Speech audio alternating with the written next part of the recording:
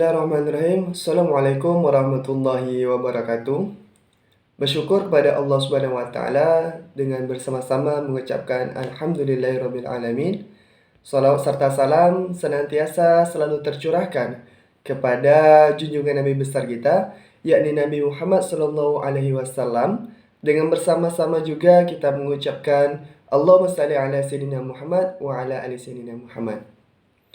Yang terhormat dosen pengampu mata kuliah Hukum Perdata Islam di Indonesia, yakni Bapak Dr. Asrizal MH. Baik, di sini kami akan membahas tentang materi yang berjudul penyelesaian sengketa dalam hukum perdata Islam, yakni peran pengadilan agama dan mediasi. Sebelum itu, perkenalkan, nama saya Muhammad Imandika.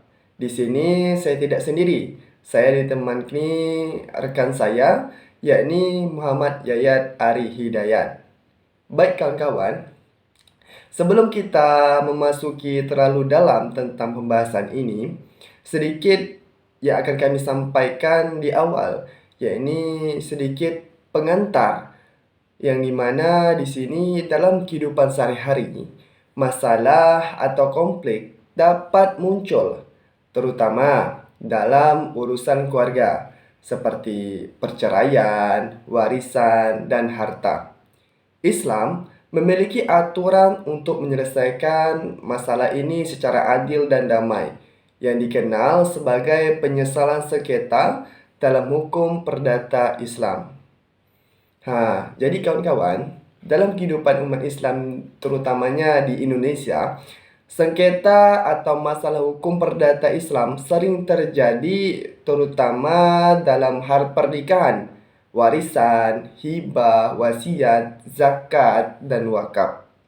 Islam sudah memberi petunjuk yang jelas bagaimana cara menyelesaikan konflik seperti ini, yaitu dengan cara damai, adil, dan melalui musyawarah.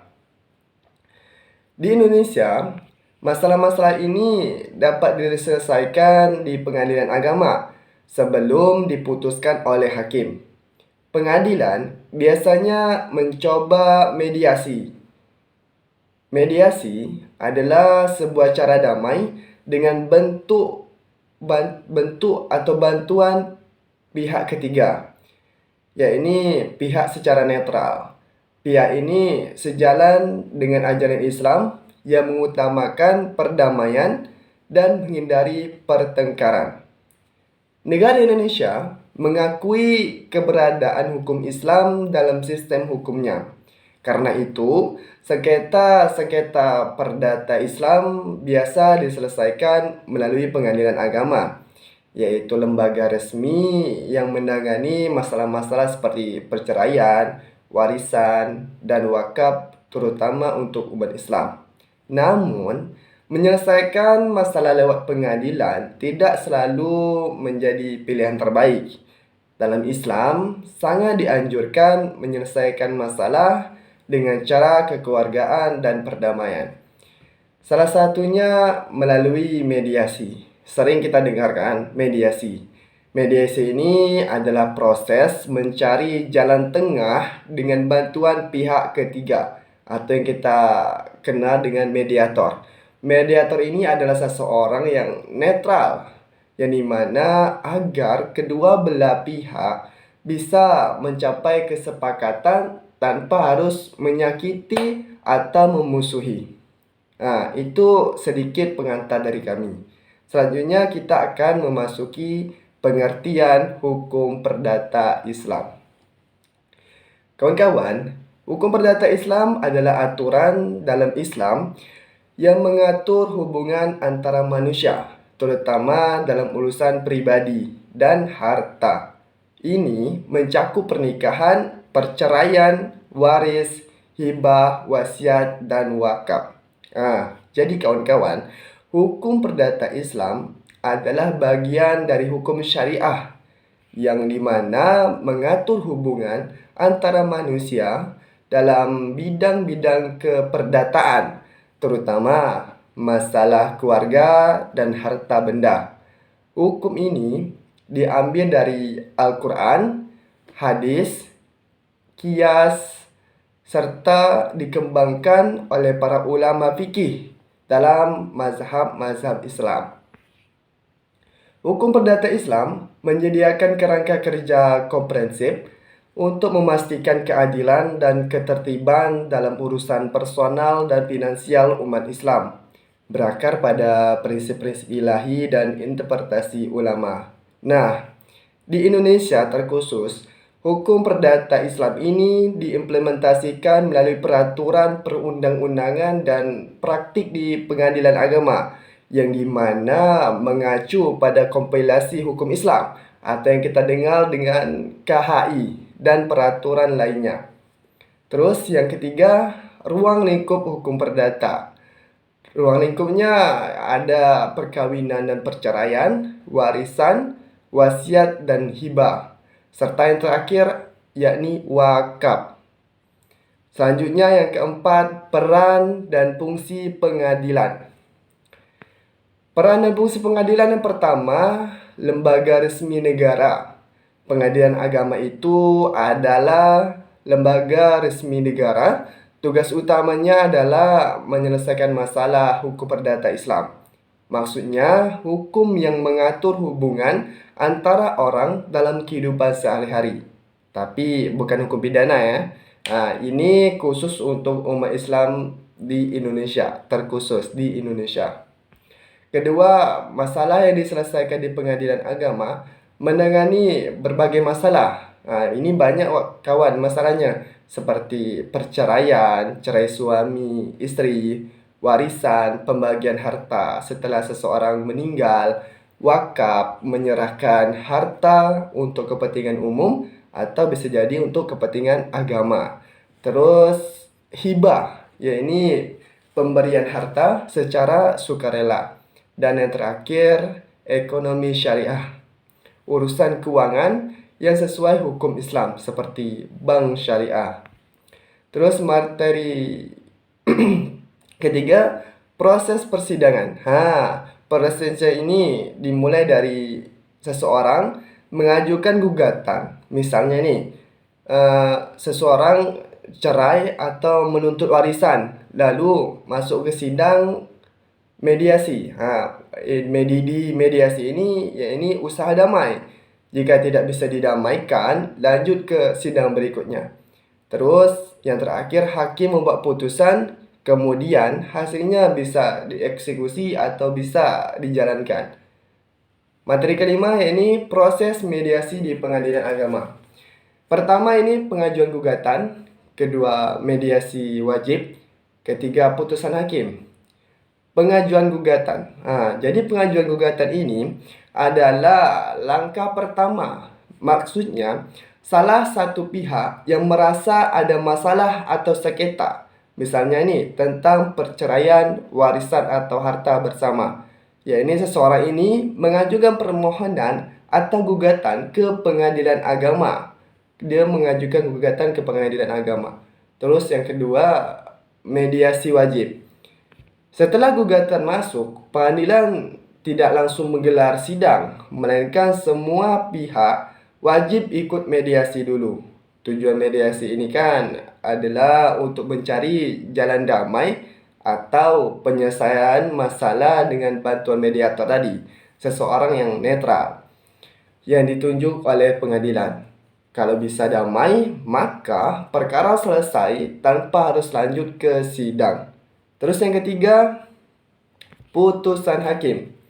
Kalau mediasi tidak berhasil, tidak ada kesepakatan, maka perkara akan lanjut ke sidang pengadilan. Jadi disinilah hakim akan memutuskan siapa yang benar dan mengambil keputusan hukum.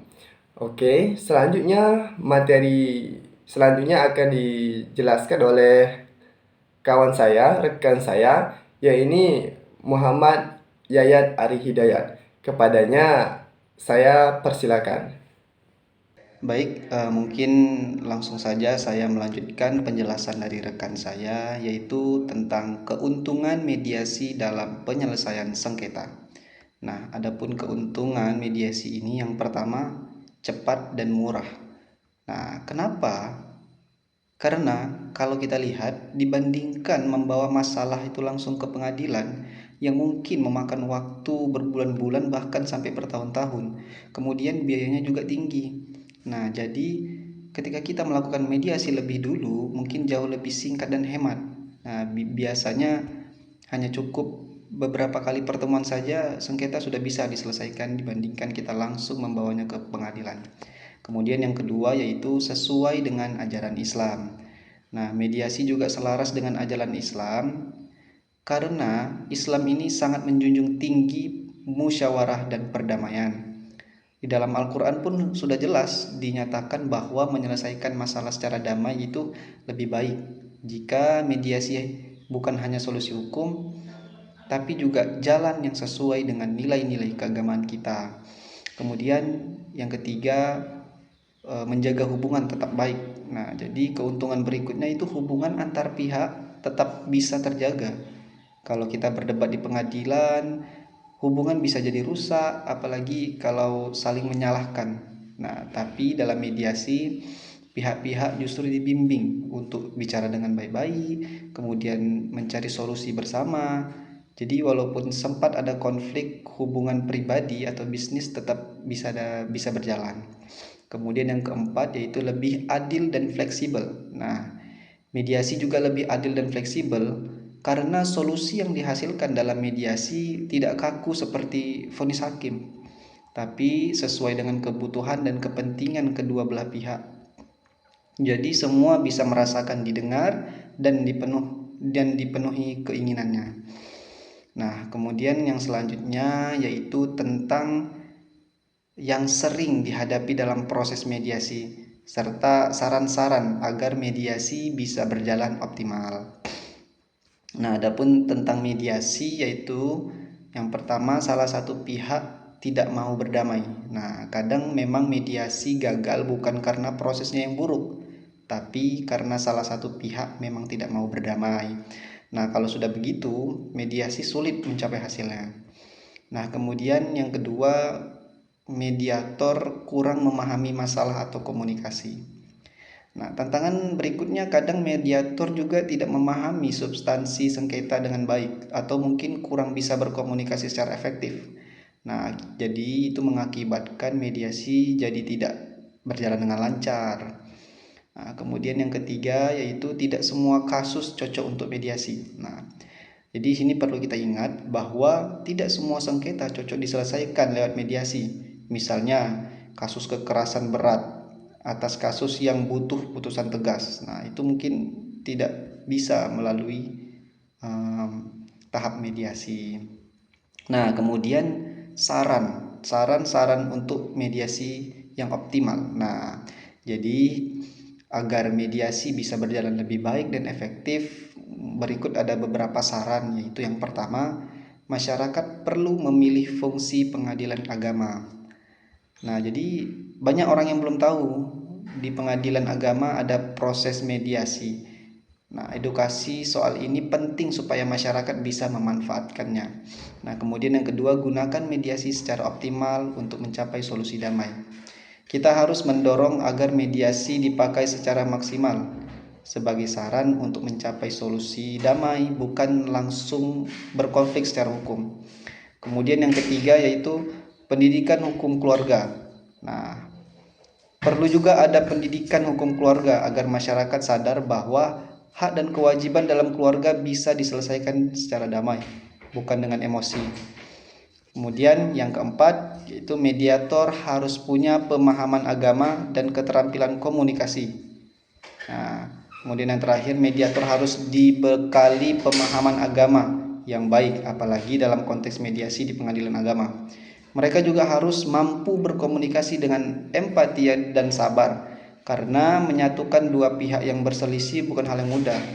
Jadi meskipun mediasi punya banyak keuntungan, tetapi ada tantangan yang harus dihadapi. Nah, dengan edukasi, pelatihan mediator dan dukungan masyarakat, mediasi bisa menjadi solusi yang damai, adil, dan sesuai nilai-nilai kita.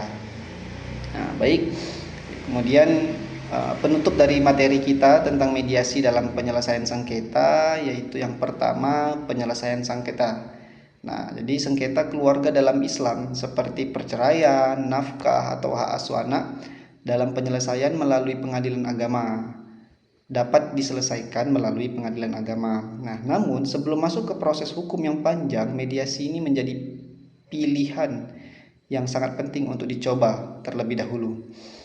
Nah, di sini para pihak diajak untuk berdamai secara baik-baik. Nah, kemudian yang kedua yaitu keunggulan mediasi.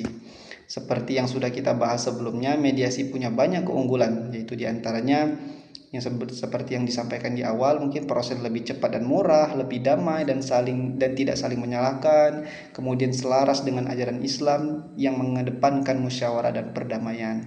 Nah, jadi mediasi bukan hanya solusi teknis tapi juga solusi yang sesuai dengan nilai-nilai keagamaan kita. Kemudian yang ketiga yaitu pentingnya edukasi. Nah, langkah selanjutnya yang sangat penting adalah edukasi untuk masyarakat. Banyak orang yang belum paham tentang yang pertama peran pengadilan agama dalam mediasi, hak dan kewajiban dalam hukum keluarga. Nah, jadi pentingnya menyelesaikan masalah secara damai bukan emosional. Nah, karena itu peningkatan pemahaman masyarakat tentang hukum keluarga dan peran mediasi sangat krusial agar lebih banyak sengketa yang bisa diselesaikan dengan baik dan bijak. Mari kita dorong bersama agar mediasi menjadi budaya dalam menyelesaikan sengketa, terutama dalam urusan keluarga. Dengan itu kedamaian bisa dijaga, keadilan bisa diraih, dan ajaran Islam tetap menjadi pedoman utama. Mungkin sekian pembahasan dari kelompok kami. Mohon maaf apabila ada salah cakap atau penyampaian yang kurang baik. Mohon dimaafkan. Mungkin hanya itu yang bisa kami sampaikan. Billahi taufik wal hidayah. Wassalamualaikum warahmatullahi wabarakatuh.